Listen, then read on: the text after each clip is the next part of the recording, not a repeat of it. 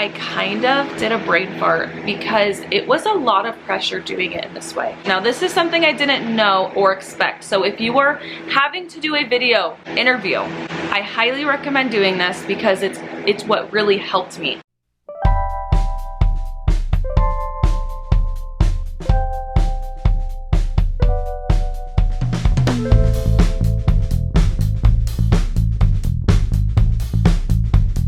Hello everyone, welcome back to my channel. In this week's video, I'm going to be talking with you guys about a recent interview I experienced that I have never experienced before, and just tips for you on if you do happen to have this type of interview, ways to help you prepare for it, and just things that I didn't know going into it. If you're new here, my name is Bree and I am going into my 4th year of teaching.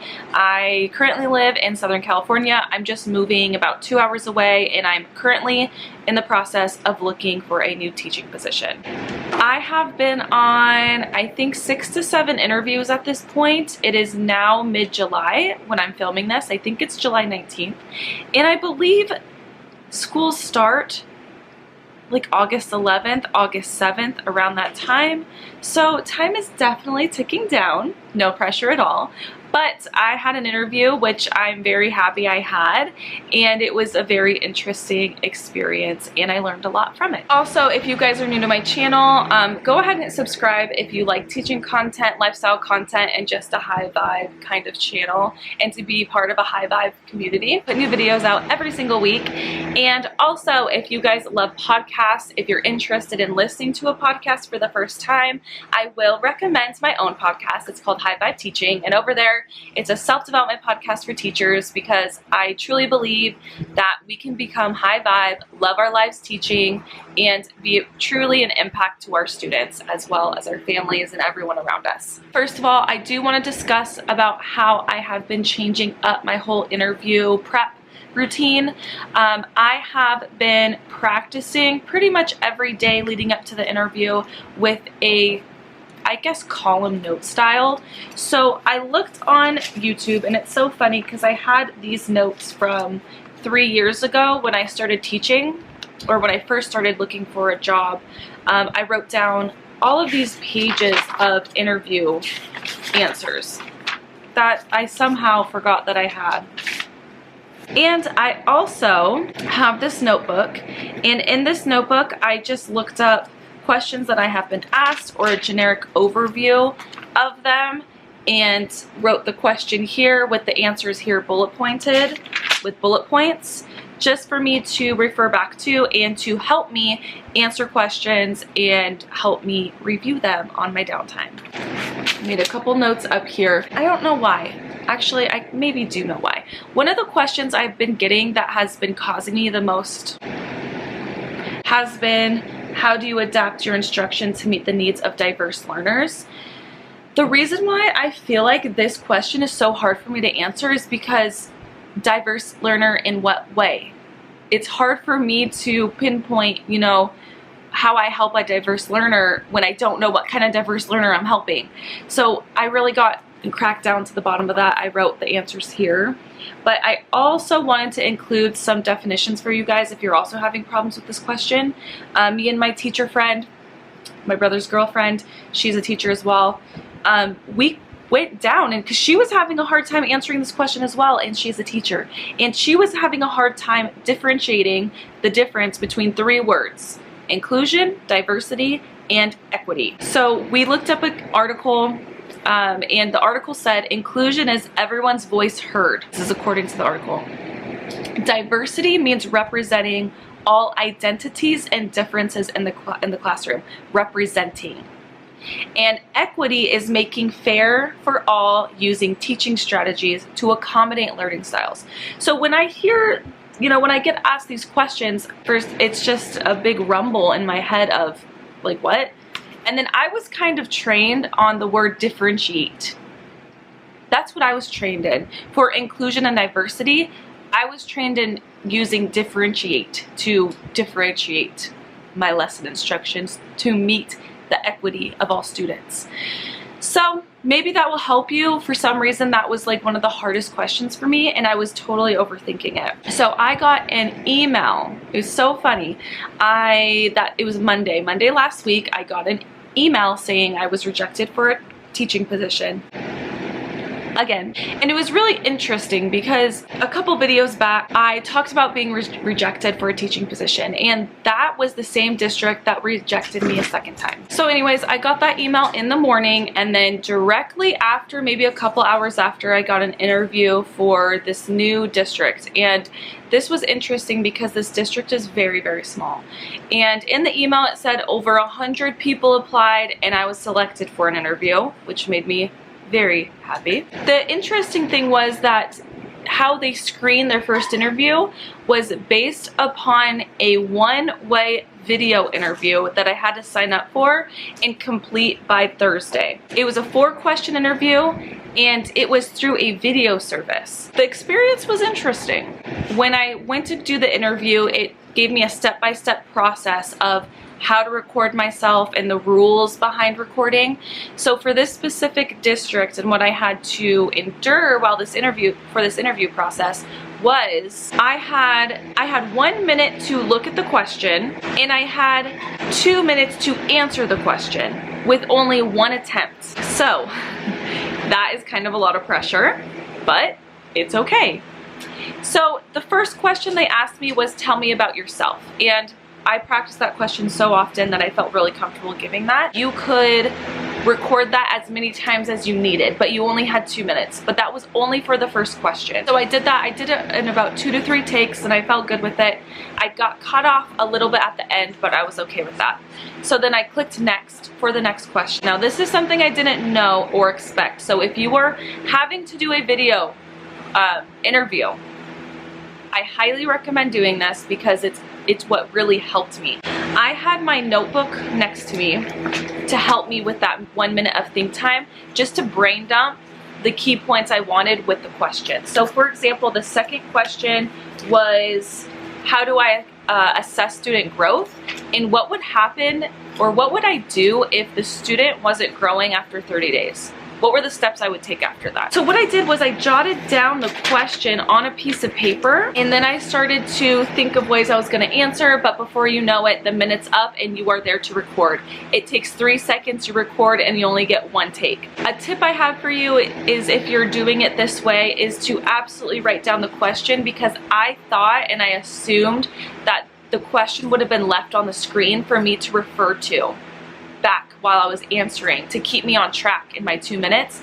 It didn't. The question just disappeared, which is kind of more difficult than I think needed to be done, but that is okay. So I really recommend that you write down the question on a piece of paper and use it to refer to. In my interview, I did look back at what I wrote down to help me keep on track and stay aligned. So in that question, I just talked about how I use assessment to help guide my instruction, and if a student wasn't reaching this or being proficient in the standard at the rate that I felt, acceptable, then I would reach out to other people in the school. I would reach out to resource teachers. I would reach out to the parents, especially. I would reach out to other teachers for help and tips and strategies to help the student. The next question I was asked was, how do I motivate students to participate in the lessons and in class? And again, I realized that the questions weren't being displayed on the screen, so I made sure to write this stuff down, and it helped me so much. I'm so happy I did this. So in this question, I just answered really focusing on active learning, creating buy-in for students. I didn't talk about student choice, but I meant to mention it. I don't really remember word for word what I said, but I was happy with my answer that I said. I can only do the best that I can in the moment. And I was happy. I felt like I answered really well. And it was just to create buy-in and building close relationships with my students, and, allowing them to feel encouraged and motivated to want to learn. I said something along the lines of that. I'm happy with what I said, and I thought that was a good answer, what I said at the time. The third question they asked me, and actually this was the 4th question, so I kind of forgot that first question was tell me about yourself, but this 4th question kind of threw me. And I messed up on this one in the video. Again, I only had 1 chance to take this video, and I kind of did a brain fart because it was a lot of pressure doing it in this way. It was a lot of pressure seeing the question for only 1 minute, thinking about the question for 1 minute, and having to get the question done like this in only 2 minutes, and being presented in a way that you look nice on camera. And I am grateful and happy that I do YouTube on a side and I do a podcast on the side where I do practice my speech and I do practice how I look in a camera. So that absolutely helped me out, and especially with my looking at this lens and not looking at myself. It's a skill that took me time, and I'm very happy I learned this skill. However, this was a very intense kind of interview process. So this question was, choose a math strategy or choose a math concept and describe how you would teach this. How would I develop the students' understanding of this? And I do feel like I gave a really good answer, but I will say I froze. I froze in the beginning of this interview question because I wrote it down on this piece of paper, and I'm like, okay, what multiplication strategy do I want to use? And I have to remember my strategy, which is CRA, concrete representation, and I was look at my notes real quick. That's why you make notes, right? Arithmetic, like basic arithmetic. So I did kind of waste 10 to 15 to 20 seconds in the beginning of this question blanking. I was starting to answer the question and I didn't remember exactly what the question said, so I had to look down at my notes. It was just a whirlwind. So I looked down at my notes again and I realized I wasn't repeating the question correctly, and I kind of froze. And in my video, I literally went like, rethought to this is what I did, I know. I went, oop, because I messed up. I recollected myself in the video, and then I answered it correctly. So I just talked about how to teach my students multiplication.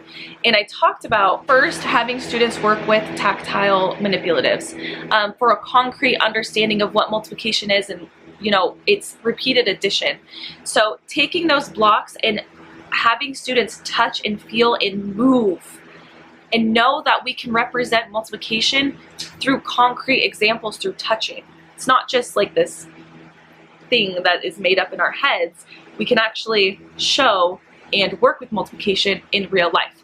Then I talked about representation of teaching students how to use strategies to help them with multiplication. I talked about arrays. So I just said having students draw visuals of representing multiplication through arrays. I should have said repeat addition. I didn't. Again, I blanked at this point, and this was at the end of the interview, and I was just so emotionally drained. It was insane. And then I was going into the arithmetic of later on. It's going chunk, chunk, chunk. When they're ready for it is the arithmetic, which is that fast multiplication facts. And I do that through a couple things, through games, a couple of interactive digital products online, which is extra math, stuff like that. Then it got cut off, and that was the end of my interview. I do want to end the video on a note of, if you have a interview like the video interview I had, or even if you're having an interview in person and you mess up in your interview, it is a-okay. Don't beat yourself over messing up. At the end of my interview, even though I know I messed up in that one part of the video at the very end, I knew that that's not a big deal. Like, it is not a deal breaker if you mess up in an interview. And if it is, I don't want to work for someone like that. It's okay to mess up. And I like to think of, like, how would we act towards our students? If our students were doing a video presentation or even a presentation for the whole class and they kind of like freeze a little bit, we're not gonna give them an F because they froze.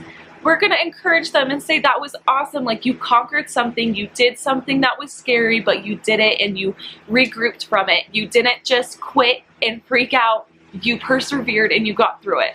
So I just want you to remember that, because that's what I told myself. I truly wasn't upset with my interview performance at all. I was really happy with myself and how I did it. And after that, it felt so good just to know it's done and I did it, and they're gonna review it and we're gonna see what happens with it. So you guys, thank you so much for coming along with me on this interview journey. I have a whole job playlist down below. If you are currently looking for a job, if you're a new teacher, if you just wanna know what to expect when you're looking for a job, then I think my video series is very, very helpful. Everything will be linked down below. Thank you guys so much for watching. Give me a thumbs up if this video helped you. Be sure to share if it helped you as well. And I will catch you guys in my next video.